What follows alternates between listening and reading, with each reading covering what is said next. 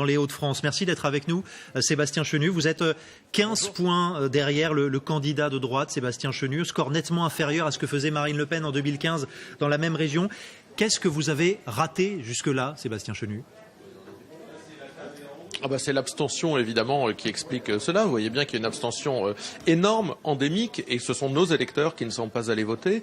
Toutes les études le disent. Les 3/4 des électeurs du Rassemblement national ne sont pas allés voter, sont restés chez eux, probablement résignés, probablement parce qu'ils se disent que rien ne changera avec cette élection régionale.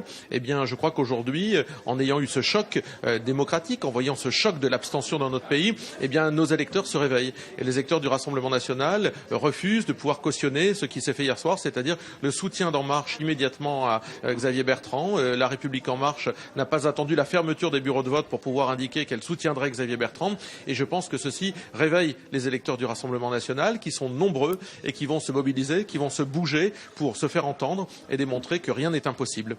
On avait l'impression hier soir que Marine Le Pen était presque en colère contre les abstentionnistes, Sébastien Chenu.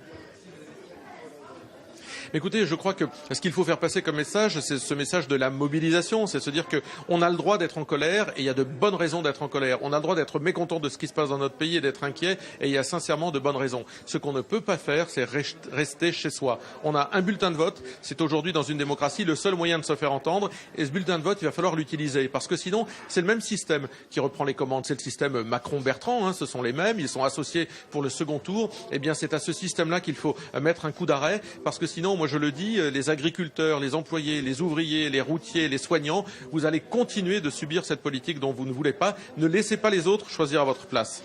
Est-ce que cette abstention, et qui vous concerne en particulier, mais pas seulement, évidemment, tout le monde, mais est-ce que cette abstention, elle est due aussi à une erreur de thématique ? Vous avez beaucoup parlé de sécurité, c'est quand même pas une compétence majeure des régions.